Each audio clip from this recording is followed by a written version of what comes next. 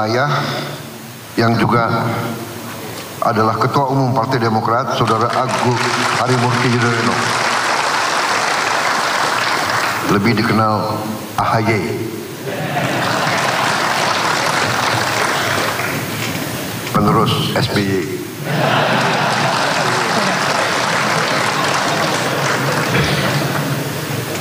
Kok saya nggak disingkat ya? 08 aja, 8.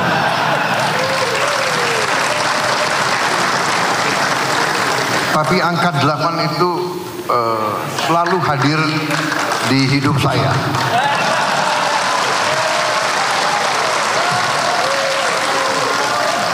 Contoh ya, saya pidato di PBB itu, majelis itu ya, sidang umum General Assembly yang ke-80. Hari ini adalah Munas ke-6. Benar? 6 ya. Tanggalnya 29. Benar? 2 tambah 9 adalah 11. Iya kan? 11 itu 2. September 9 kan? 2 tambah 9 11. 2 kan? 2025 9. Benar? Tambah 2 11. September 9 kan? 2 tambah 9 11. 2 kan? 2025 9. Benar? Tambah 2 11. 2 kan? 2 tambah 6 8.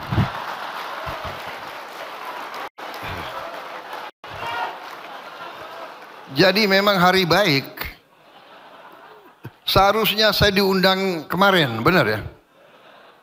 Tapi kalau kemarin nggak jumlahnya nggak 8. Jadi terima kasih PKS berkenan menerima saya sehari setelah itu.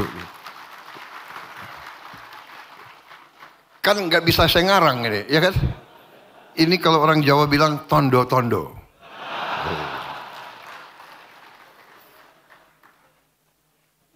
Ini presiden kalau kasih sambutan harus serius kan? Menteri Sekretaris Negara, Saudara Prasetyo Hadi, Menteri Ketenagakerjaan Profesor Yasirli,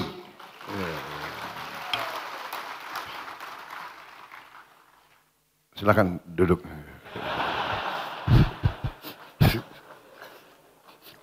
Udah hampir setahun, udah santai aja Pak, relax.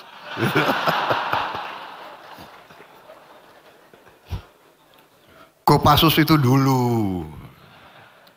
Saudara-saudara, saya terkesan sama PKS. Kenapa? Waktu PKS gabung di koalisi kami, ya kan? Setelah merantau sebentar, kembali.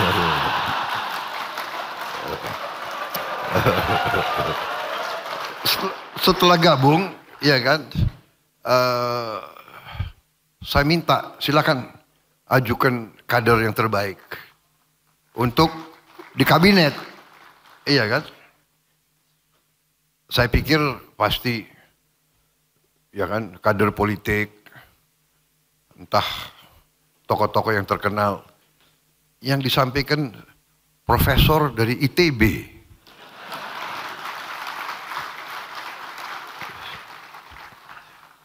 Boleh juga PKS ini. Jadi ternyata PKS ini juga punya suatu rasa tanggung jawab besar kepada negara. Yang diajukan teknokrat, ya, teknokrat. Walaupun saya percaya di semua partai banyak juga yang teknokrat, yang capable, dan saya alhamdulillah terima. Jadi saudara, terima kasih PKS sampai sekarang yang saudara tunjuk berprestasi, bekerja dengan sangat baik. Ya.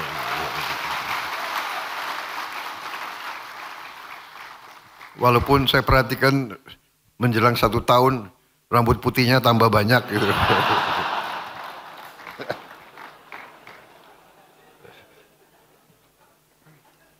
Sekretaris Kabinet Republik Indonesia, Letnan Kolonel Infanteri Teddy Indra Wijaya.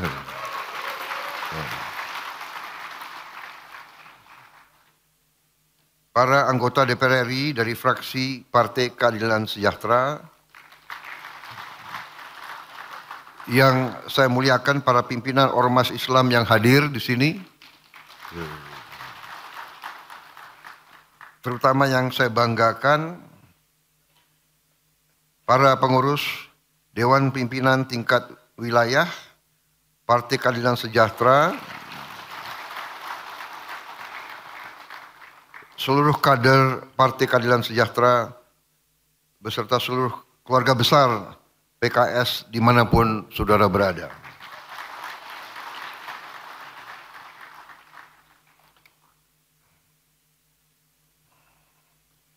Saudara-saudara sekalian, tentunya sebagai insan yang bertakwa, marilah kita tidak henti-hentinya memanjatkan puji syukur kehadirat Allah Subhanahu wa taala, Tuhan Maha Besar. Hanya kepadanya lah kita berdoa dan hanya kepadanya lah kita meminta pertolongan.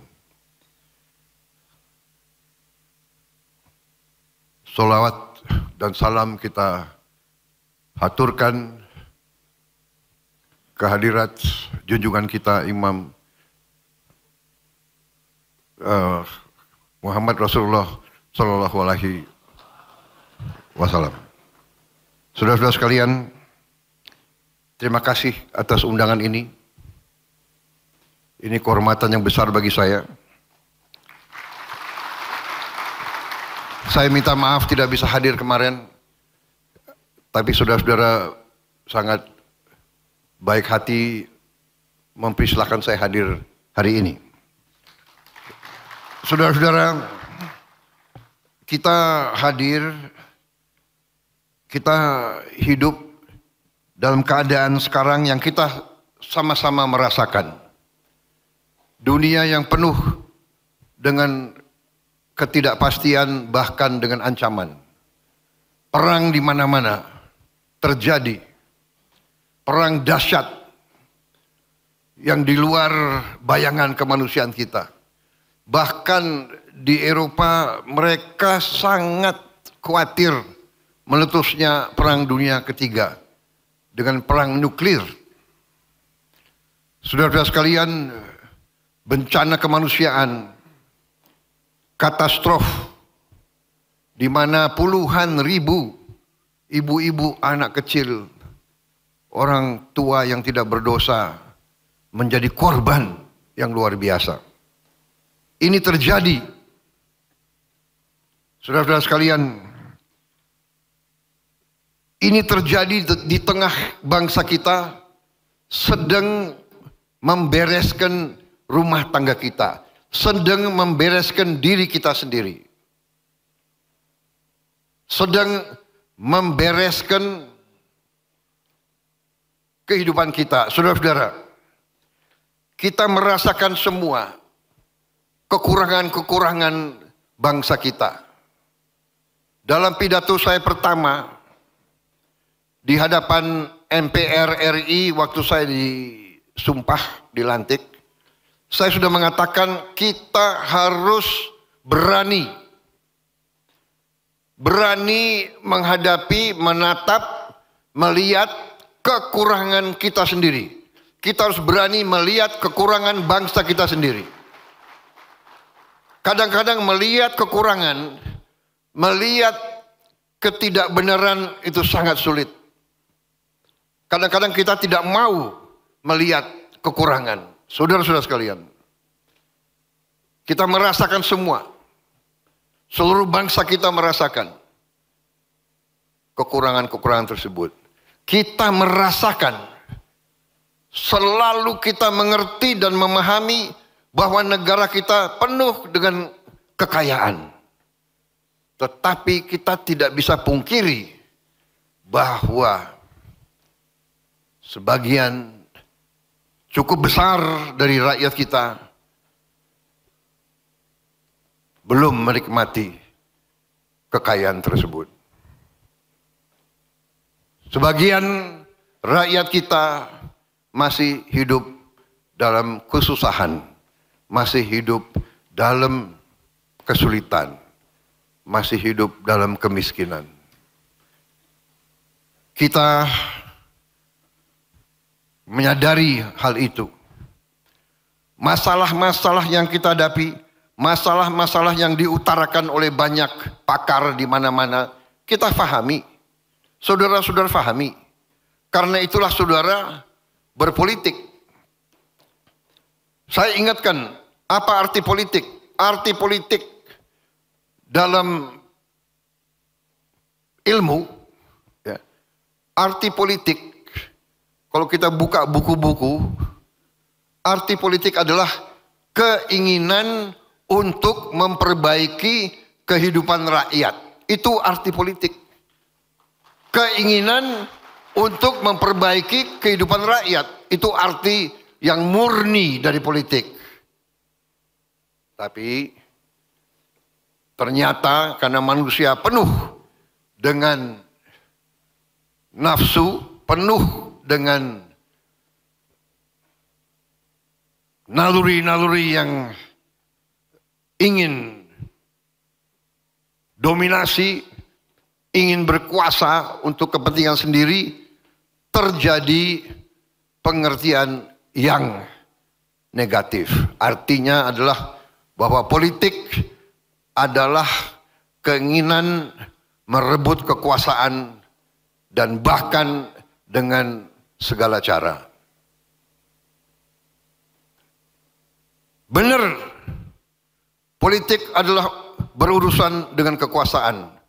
Tapi kekuasaan itu harus diminta dari rakyat. Rakyat harus memberi kekuasaan secara sukarela, secara legowo, secara ikhlas. Baru si penerima kekuasaan harus menerima kekuasaan dan menggunakan kekuasaan dengan searif-arifnya, dengan sejujur-jujurnya, dan dengan seutuhnya bekerja untuk yang memberi kekuasaan tersebut. Baru suatu negara itu berhasil. Negara ada berapa macam di dunia ini? Negara yang berhasil dan negara yang tidak berhasil. Tentunya kita ingin jadi negara yang berhasil. Sebagaimana dikatakan tadi oleh Presiden PKS, negara yang berhasil adalah negara di mana semua rakyat bisa hidup dalam kecukupan. Kemakmuran dirasakan oleh seluruh rakyat Indonesia. Itu tujuan kita. Jadi saudara-saudara, PKS sebagai partai politik dengan Demokrat, dengan Gerindra, dengan partai-partai lain, kita membentuk partai politik karena itu adalah pilihan kita sebagai bangsa. Kita memilih hidup secara demokrasi. Demokrasi yang kita pilih adalah demokrasi melalui keterwakilan. Pelaku demokrasi adalah partai-partai politik. Dan kita lakukan melalui kedaulatan rakyat. Kedaulatan rakyat diberikan melalui pemilihan umum dan pemilihan daerah. Ini konsensus, ini kesepakatan, ini keputusan politik. Jadi kalau kita ingin berhasil sebagai bangsa, kita harus sepakat dengan hal ini. Dan kita harus konsekuen dengan hal ini. Dan kita harus patuh dengan keputusan rakyat. Saudara-saudara sekalian, dalam kurun waktu 80 tahun kita telah mengalami pasang surut. Kita pernah mengalami perang ideologi. Kita pernah mengalami perang saudara, kita pernah mengalami gangguan-gangguan dari mana-mana. Tapi alhamdulillah kita sekarang utuh, kita sekarang kuat, kita sekarang masih berdiri di atas kaki kita sendiri. Kita mengerti banyak kekurangan. Antara lain, kita tidak bisa pungkiri korupsi masih sangat berlaku di bangsa kita ini. Memang kita mengerti hampir semua negara ada korupsi. Tapi korupsi di kita harus kita akui. Menurut saya dalam keadaan yang sangat-sangat memprihatinkan. Rakyat sudah mengerti, rakyat tahu, dan pemerintah yang saya pimpin, saya sendiri sebagai mandataris, penerima mandat dari rakyat, penerima kekuasaan dari rakyat, saya bertekad untuk memenuhi janji dan sumpah saya kepada bangsa dan rakyat Indonesia.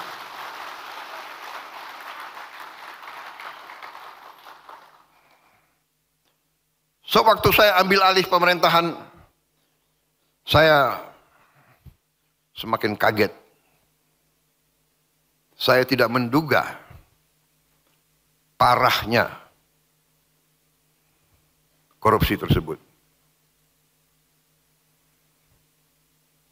Tapi saya bertekad, saya harus tegakkan pemerintah yang bersih.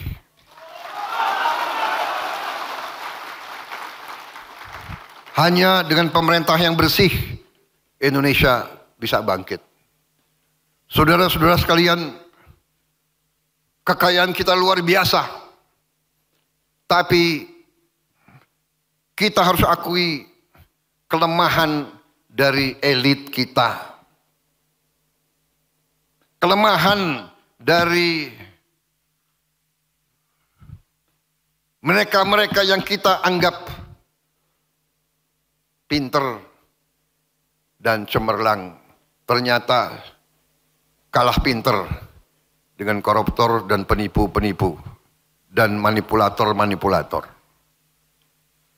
Saudara-saudara sekalian, saya ambil kesimpulan dan akan saya panggil Jaksa Agung, semua penegak hukum.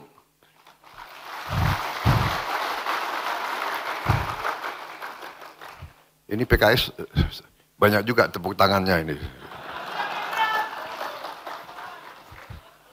Sayang pemilu masih lama itu.